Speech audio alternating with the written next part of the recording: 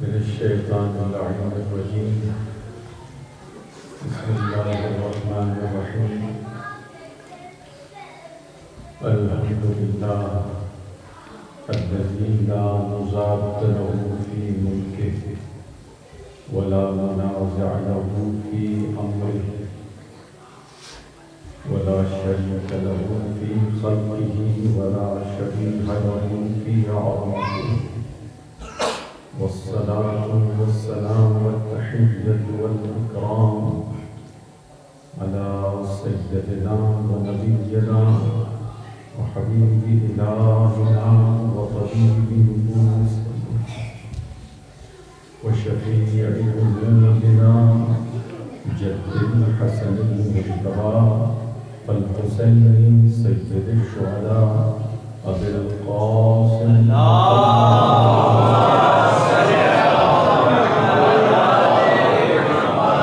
وعلى أهل بيته الطيبين الطاهرين المعصومين المنتجبين الذين أذهب الله عنهم الرجس وطهرهم تطهيرا.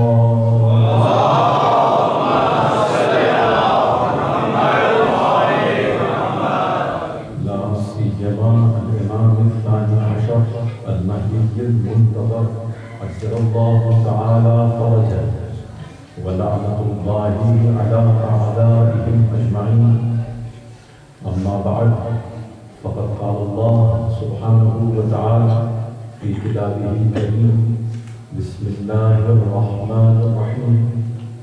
إنما وليكم الله ورسوله والذين آمنوا الذين يقيمون الصلاة ويؤتون الزكاة وهم راكعون.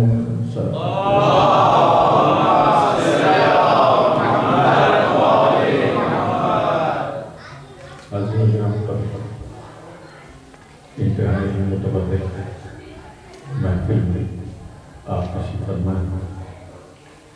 پروردگار کا شکر ادا کرتے ہیں کہ اس نے ہمیں یہ توفیق دی کہ آج محفل میں ہم شریک ہو سکیں، اور بطور خاص ہم دعا گو ہیں ان تمام مومنین کے لیے کہ جنہوں نے آج کی یہ محفل سجائی ہے. یہ توفیق کی بات ہے، یہ خون کی پاکیزگی کی بات ہے کہ ہم ایسی محفلیں سجاتے ہیں. یہ ہماری ماؤں کے تقدس کی علامت ہے کہ ہم ان محفلوں میں آتے ہیں، مولا کائنات کا ذکر کرتے ہیں، شہزادی کائنات کا ذکر کرتے ہیں. یہ ان کی محفل ہے کہ جن کو ہماری نہیں، ہمیں ان کی ضرورت ہے. یہ ان کی محفل ہے کہ جنہوں نے اس فرشتے کو شفا عطا کی کہ جو مجبور ہو کر پڑا تھا، اس فرشتے کو کمال عطا کیا کہ جو اپنی نظروں میں بے کمال تھا. انبیاء کو ان کے طرف سے نبوتیں عطا ہوئیں، رسولوں کو رسالتیں عطا ہوئیں، اولیاء کو ولایتیں عطا ہوئیں. اور یہ ہم نہیں کہتے، یہ ہمارا قول نہیں ہے، یہ ہماری حدیث نہیں ہے.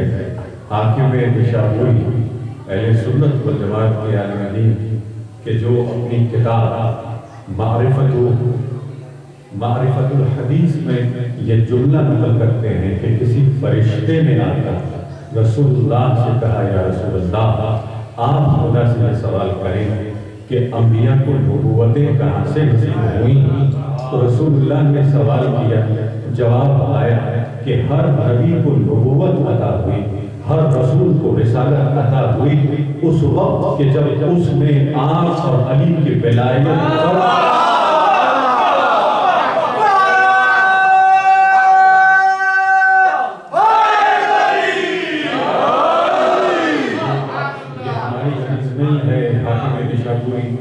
کہ جو ان کے مستند علماء میں سے ایک عالم دین ہیں، یہاں عقل پریشان ہو جاتی ہے، ذہن پریشان ہو جاتا ہے یہاں، لیکن عقل کے جو نابالغ ہو، عقل ہو کہ جسے رسائی نہ ہو، ورنہ اقبال تو یہ کہہ گیا کہ بے خطر خود پڑا آتش مرود میں عقل ہے محو تماشائے لبے بام ابھی۔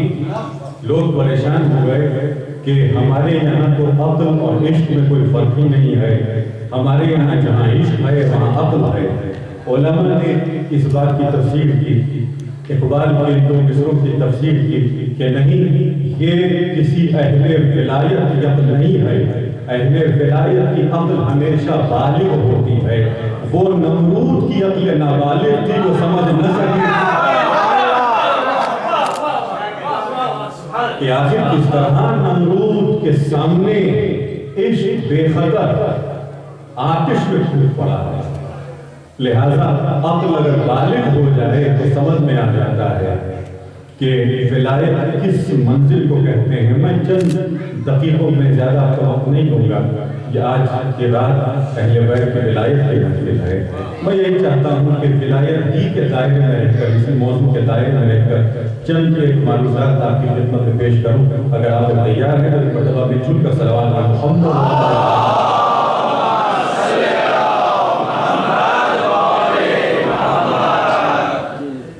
ولایت کو سمجھنا، ولایت تک پہنچنا، ولایت تک رسائی، جہاں صلوات پر محمد و آل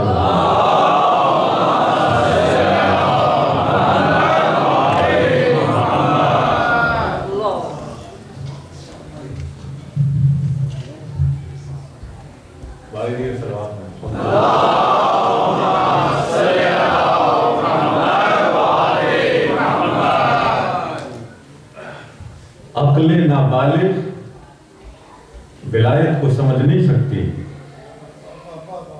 عقل جہاں بالغ ہو جائے تو ولایت کی بعض تجلیوں کو سمجھنے لگتی ہے۔ کچھ تجلیاں سمجھ میں آ جاتی ہیں، جہاں موسیٰ کی عقل کچھ بالغ ہوئی تو خضر کی ولایت سمجھ میں آنے لگی، ورنہ خضر جو کام کر رہے تھے موسیٰ اعتراض پر اعتراض کرتے رہے۔ دیکھیے میں چند ایک تصویروں میں نے کہا زیادہ وقت نہیں لوں گا، اس لیے کہ آپ آج کی رات شعراء کو سننے آئے ہیں، اور آج صاحب ظاہر ہے محفل ہو رہی ہے تو محفل میں علماء پیشخانی کرتے ہیں اور شعراء بعد میں پڑھتے ہیں۔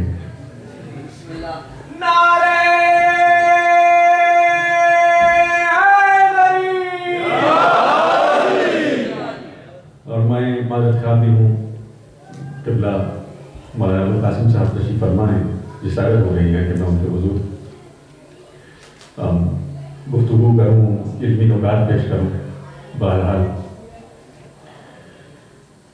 ولایت کی کچھ تجلیاں موسیٰ کے سامنے ظاہر ہوئیں، ان میں سے ایک وہ تجلی کہ جب حضرت خضر نے کسی جوان کا قتل کیا تو سمجھ میں نہیں آیا، جہاں موسیٰ کو ولایت سمجھ میں نہ آئے۔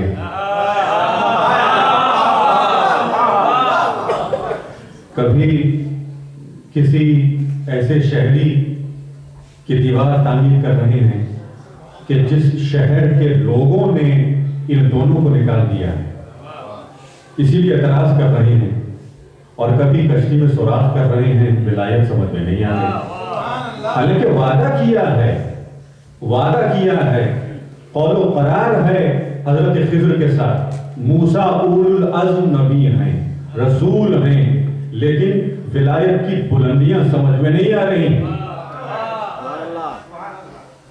وہ اس لیے کہ ہاں یہ بات اپنی جگہ طے ہے کہ موسیٰ ولایت کے ظاہر کو دیکھ رہے ہیں اور ولایت کے ظاہر کے مطابق اپنا فیصلہ سنا رہے ہیں۔ اب چاہے تو آپ اعتراض کہیں، چاہے تو سوال کہیں، زیادہ مؤدبانہ گفتگو ہو تو سوال کرتے رہے، لیکن اس منزل پر کہ جہاں حضرت خضر نے ولایت کی تمام نشانیاں بتلا دیں، یقینیات پر گفتگو ہو گئی، سمجھ میں آ گیا کہ ولایت کی بلند تجلیاں کیا ہیں، تو پھر معلوم ہوا کہ ولایت ہے کیا، ولایت کی حقیقت کیا ہے، تو بس جہاں خضر کے سامنے موسیٰ بے بس نظر آئے، ولایت سمجھ میں نہ آئے، تو وہاں نابالغ عقلوں کو ولایت کیسے سمجھ میں آ جائے؟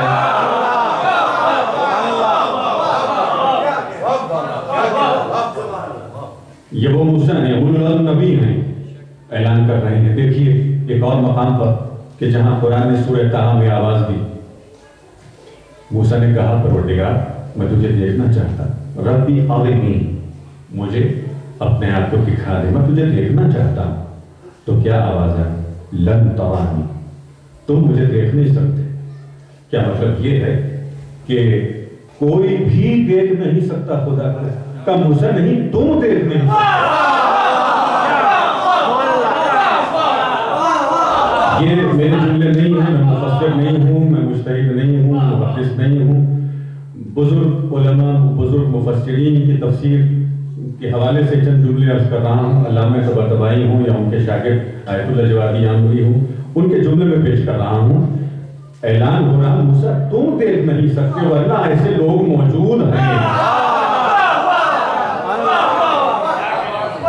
لن ترانی، تم دیکھ نہیں سکتے، اس لیے کہ اب تم اس وقت ولایت کی اس منزل پہ نہیں ہو کہ میری ولایت کے جلووں کو دیکھ سکو، میری صفات کو دیکھ سکو، میرے ظہور کو دیکھ سکو، لیکن اسی ولایت مطلقہ کی گود میں پلنے والی زینب کربلا کے لیے کہہ رہی ہے کہ میں نے کربلا میں اللہ کے جمال کو دیکھا۔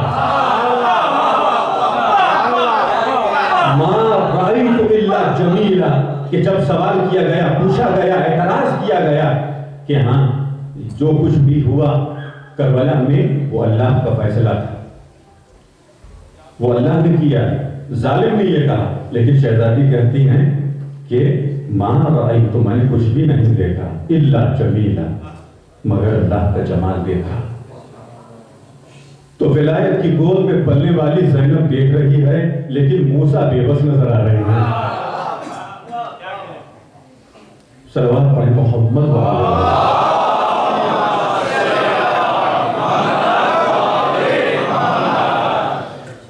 یہ اور مقام ہے، اس سے آگے پڑھیں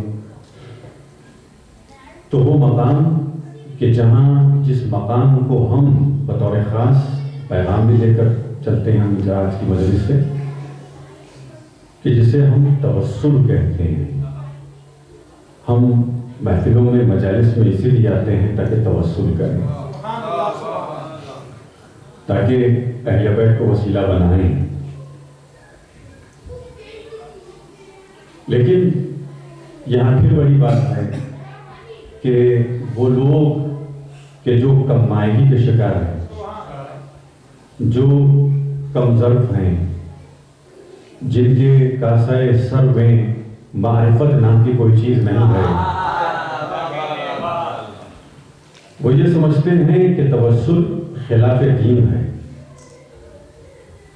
حضرت یوسف نے قاصد سے کہا، میں یہ چند جملے اپنے استاد حضرت آیت اللہ دہلوی کے نقل کر رہا ہوں کی کتاب سے، کہ حضرت یوسف نے قاصد سے کہا کہ میری یہ قمیص لے جاؤ، ولایت کی تجلیاں دیکھیں، اذهبوا بقمیصی ھذا، یہ میری قمیص ہے، یہ لے جاؤ، فالقوہ علی وجہ ابی، میرے بابا، میرے والد گرامی حضرت یعقوب علیہ السلام نابینا ہو گئے، وَبِيَضَّتْ عَيْنَاهُ مِنَ الْحُزْنِ، اپنے لال اپنے بیٹے کی جدائی میں نابینا ہو گئے، اتنا روئے، اتنا گریہ کیا کہ آنکھیں سفید ہو گئی، کچھ دکھائی نہیں دیتا۔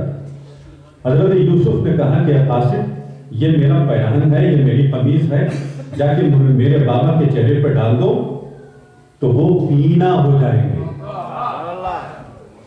جاتی بصیرہ، وہ بصیر ہو جائیں گے، وہ دیکھنے لگیں گے۔ اچھا انہیں بینائی مل گئی، انہیں پھر سے آنکھیں مل گئی، میں آپ سے یہ پوچھوں کہ کیا یوسف خود آئے اور بابا کو شفا دی؟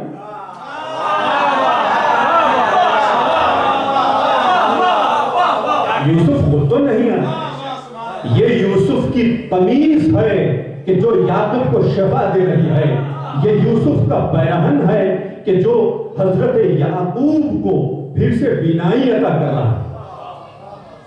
وہ خود تو نہیں ہے۔ مسئلہ یہ اٹھتا ہے کہ اچھا آپ لوگ توسل کریں، لیکن وہ ولی اللہ یا وہ رسول یا وہ نبی کہ جو اپنے زمانے میں حی ہے، زندہ ہے، اس سے توسل کرو، اس سے مانگو۔ کسی اس شخص سے کہ جو اس دنیا سے گزر گیا ہو، اس سے کچھ نہ مانگو۔ میں یہ کہوں کیا یہ قمیص زندہ ہے؟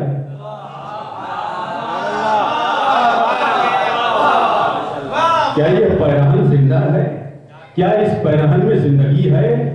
کہ نہیں، یہ تو بے جان ہے، لیکن پھر بھی یہ قمیص شفا دے رہی ہے۔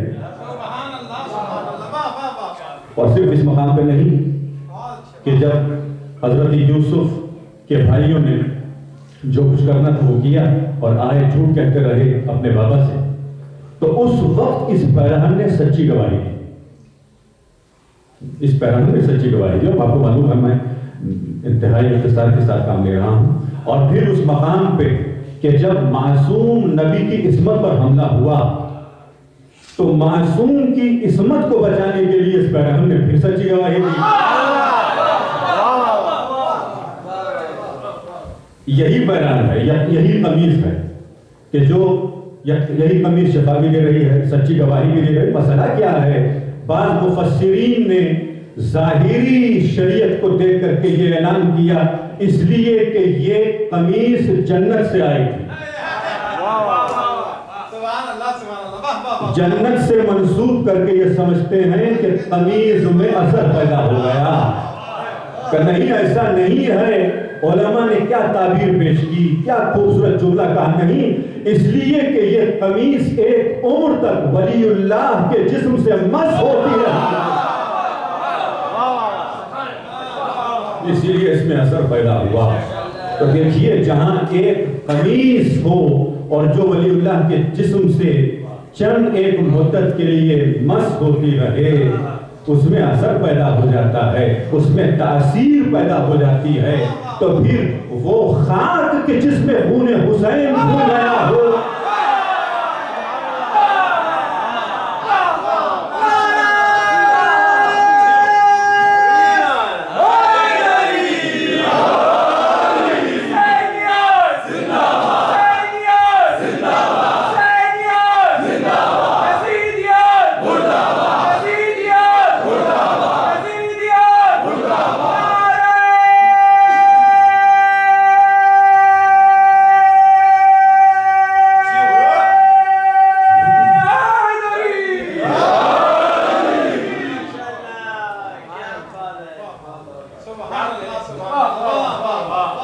میں اسی منزل پر ایک اور جملہ جو بہت اہم ہے وہ بھی عرض کر دوں۔ ہمارے قوم کے اساتذہ میں سے ایک مجتہد مسلم حضرت آیت اللہ نجدی جو ہمارے استاد سے مرجع نہیں، جو آیت اللہ مرشی میں گزرے ہیں وہ نہیں بلکہ ایک مجتہد ہیں، ان سے میں نے سوال کیا کہ بعض لوگ ہمارے یہاں پاکستان میں یہ سوال کرتے ہیں یا بعض اوقات کو اعتراض بھی کر دیتے ہیں کہ قبلہ یہ جو ہم نظر و نیاز کرتے ہیں محرم کے مہینے میں، ایام اعظم میں، کیا یہ خوب ہو کہ اگر اس نظر و نیاز کو ترک کر کے ہم فقراء کی مدد کریں، غریبوں کی مدد کریں؟ تو انہوں نے ایک خوبصورت جملہ کہا، ایسی بات نہیں ہے کہ تمام جتنے فقراء ہیں وہ تبرکات حسینی پر قربان ہو گئے۔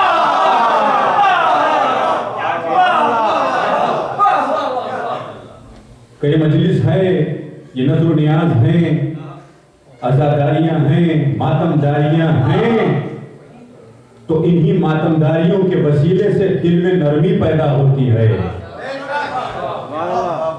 انہی ماتمداریوں کے وسیلے سے دل میں رقت پیدا ہوتی ہے، اور پھر اس نرمی اور رقت سے انسان کے اندر سخاوت کا نور آنے لگتا ہے۔ ورنہ اگر یہ عزاداریاں ختم ہو جائیں، یہ نظر و نیاز ختم ہو جائے، پھر سخاوت ناپید ہو جائے. یہ ہماری سخاوت ہے الحمدللہ کہ جو ہمیں نصیب ہے، اور وہ بھی مولا حسین کی عزاداری کے صدقے میں. میں آخری چند جملے عرض کرنا چاہتا ہوں، اور وہ یہ کہ چاہے تو ابتدائے سلوک ہو کہ جسے ہم اپنے عام الفاظ میں یوں کہہ لیں کہ ہمارا مقصد تقرب الہی ہے، قرب الہی ہے، کہ ہم اللہ کے قریب ہو جائیں. عام لفظوں میں میرے پاس وقت نہیں ہے کہ میں زیادہ ڈیٹیل میں جا سکوں.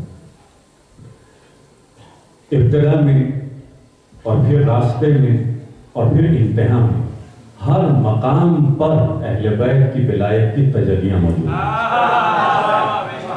ایسا نہیں ہے کہ شروع میں ضرورت ہو اور پھر راستے میں نہ ہو، اور راستے میں ہو تو پھر انتہا میں نہ ہو. ابتدائے ولایت ہو. زیارت جامع کبیرہ کی تلاوت ضرور فرمائیں، خصوصاً اس مہینے میں رمضان میں. بزرگ علماء بہت تاکید کرتے ہیں، بطور خاص حضرت آیت اللہ علی قاضی طباطبائی رضوان اللہ علیہ، کہ بطور خاص ان مہینوں میں زیارت جامع کبیرہ کی تلاوت کریں. صرف ایک جملہ، من اراد اللہ بدأ بکم، کہ جو یہ چاہتا ہے کہ اللہ کے قریب ہو جائے وہ آپ ہی سے ابتدا کرتا ہے. اے اہل بیت، آپ ہی سے ابتدا ہوتی ہے، آپ ہی سے آغاز ہے. اور فاز الفائزون بولایتکم، کہ جتنے کامیاب لوگ ہیں وہ آپ کی ولایت کے صدقے میں کامیاب ہوں گے. میں جلدی گزر رہا ہوں. دیکھیے یہ ابتدا کی منزل ہے، ابتدا انہی سے ہے. اب صراط کی منزل ہے، صراط سے ہو کر کے ہمیں گزرنا ہے، منزل تک پہنچنا ہے، قرب الہی کی منزل تک پہنچنا ہے، لقاء الہی کی منزل تک پہنچنا ہے. تو پھر وہ کون ہیں کہ جو خود صراط بھی ہیں اور صراط پر ہمارے ساتھ بھی ہیں. زیارت جامع کبیرہ کا جملہ پھر سن لیں کہ انتم الصراط الاقوم، کہ آپ ہی اصل میں صراط مستقیم ہیں. انتم الصراط الاقوم، آپ ہی صراط مستقیم ہیں. اور آخری منزل کہ جہاں لقاء پروردگار ہے، جو ہمارا مقصد ہے، وہ ولایت اہل بیت سے جدا نہیں ہے. یہ وہی کہہ سکتا کہ صراط کے بعد، ابتدا کے بعد ہم یہ کہتے ہیں کہ ہم نے اللہ کو دیکھ لیا اور وہاں ولایت کا نظارہ نہ ہو، ولایت کی تجلی نہ ہو. نہیں، جس منزل پہ آپ جائیں وہاں ولایت ہے. اور آخری منزل دلیل کیا ہے؟ دلیل معراج رسول خدا ہے. معراج رسول خدا بہترین دلیل ہے، جہاں قرآن نے اعلان کیا دنا فتح اللہ فکان قاب قوسین او ادنی. مجھے آپ یہ بتائیں کہ اور قریب ہوئے، قریب تر ہوئے، یہاں تک کہ تو کمانوں کا فاصلہ یا اس سے بھی قریب تر. تو پھر اس کے معنی کیا ہوئے؟ سمجھ میں نہیں آتا کہ وہ پروردگار کے جو لامکان ہے، وہ پروردگار، وہ خدائے لا شریک لامکان کے جس کے لیے قرآن نے یہ اعلان کیا وہ اقرب الیہ من حبل الورید، وہ کہ جو تمہاری شہرت سے بھی قریب تر ہے. اینما تولوا فثم وجہ اللہ، جہاں بھی دیکھو تم اسے دیکھتے ہو. وہ تمہارے اتنے قریب، اتنا قریب ہے، تو پھر کیا منزل کے جہاں یہ کہہ رہی ہے کہ اور قریب ہوئے، رسول خدا اور قریب ہوئے.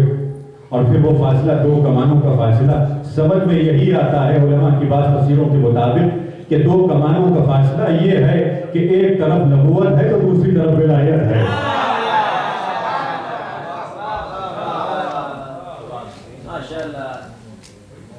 یہ ہے ولایت کی حقیقتوں میں سے چند ایک تجلیاں کہ الحمدللہ آج رات ہماری مختصر گفتگو اس پر ہوئی. میں یہ سمجھا کہ بطور شاعر کے میں یہاں حاضر ہوا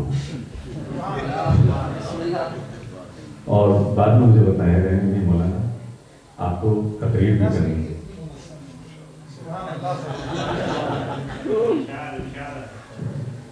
محبت ہے. بسم اللہ. تو بس جو کچھ ذہن میں آتا رہا وہ پیش کرتا رہا، لیکن آخر میں چند میں بطور خاص کہ اس تقریر کا ماحصل ہمارے لیے کیا ہے، چونکہ ہمارے پاس 5 منٹ سے اس وقت 30 منٹ میں وعدہ کیا ہے، وہ یہ ہے کہ ہم توسل کرتے ہیں اہل بیت سے، ہم انہیں وسیلہ قرار دیتے ہیں، لیکن اپنی دنیاوی مجبوریوں کے لیے، اپنی دنیاوی مشکلات کے لیے کیا ہی خوب ہو کہ ہم روحانی ترقی کے لیے بھی انہیں کو آواز دیں. اور کبھی نماز کا وقت ہو تو حضرت آیت اللہ بہجت کا یہ قول ہمارے سامنے آ جائے کہ اگر تم یہ چاہتے ہو کہ نماز میں تمہیں لذت محسوس ہو تو نماز کا آغاز توسل کے ذریعے سے کرو. قبلہ کس طرح آغاز کریں کہ نماز سے پہلے ایک مرتبہ کہو یا صاحب زمان تبریکی، اور پھر دیکھیے نماز میں کیا لذت محسوس ہو.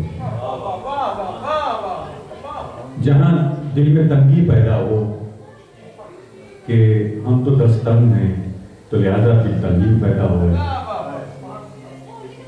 لہذا خمس نہیں دے سکتے، حالانکہ خمس واجب ہو جاتا ہے. ایک مرتبہ کریم ابن کریم مولا حسین کو آواز دیں کہ مولا ہماری مدد کریں، میں خمس نہیں دے پا رہا، جو مجھ پر واجب ہے، جو آپ کا حق ہے، جو ہمارا نہیں ہے. اور کبھی حج کا ارادہ ہو لیکن ارادہ ہر سال ارادہ بدلتا رہے تو پھر ذہن میں یہ آئے کہ حج کا مقصد ہی یہی ہے کہ وہاں جا کر امام عصر سے ملاقات ہو، تو ارادہ خود سے بدل جائے گا. حج کا مقصد یہ نہیں ہے کہ ہم جا کر پتھروں کی زیارت کریں، ہم وہ ظاہر ہے، لیکن مقصد حج لقائے امام ہے، ملاقات امام ہے. یہ ہمارے ذہن میں ہر سال امام عصر حج کے لیے آتے ہیں. صلوات پر محمد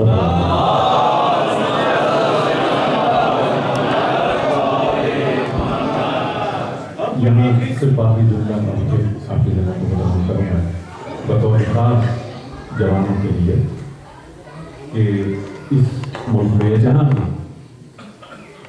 زیادہ آزادی ہو، مطلق آزادی ہو، وہاں اپنے آپ کو سنبھالنا بہت مشکل ہوتا ہے. لہذا ہر لمحہ اہل بیت سے توسل کریں.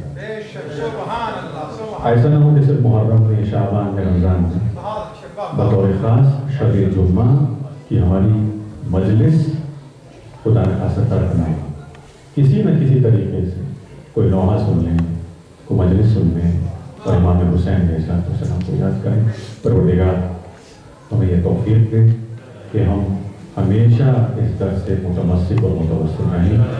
ایک مرتبہ صلوات پر محمد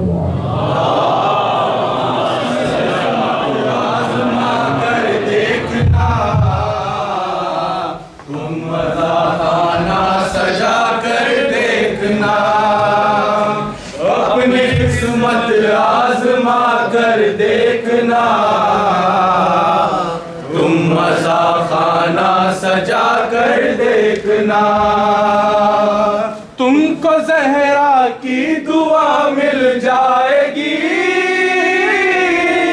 تم کو زہرا کی دعا مل جائے گی.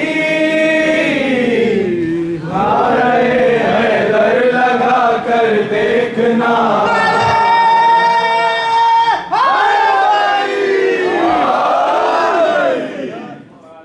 خانہ سجا کر دیکھنا.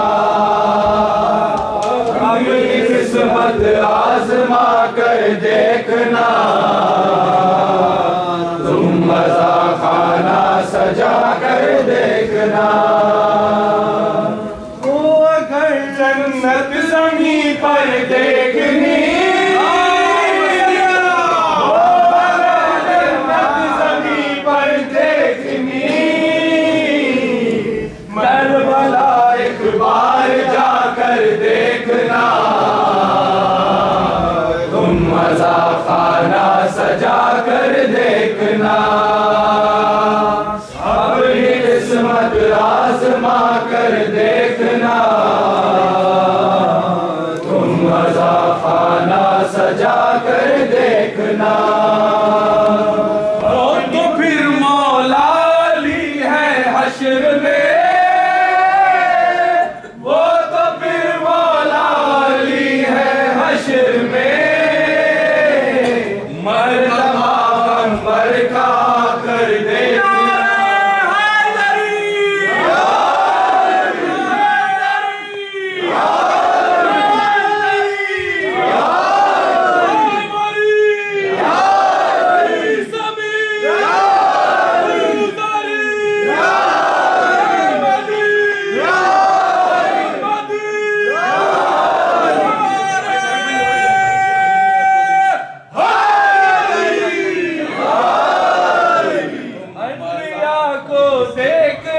چاہو اگر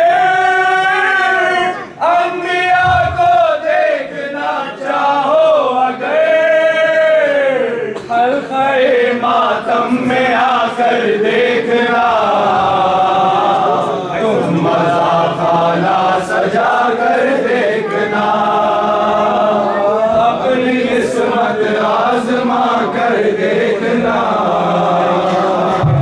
تم مزا خانہ سجا کر دیکھنا، زہرا کی دعا مل جائے گی،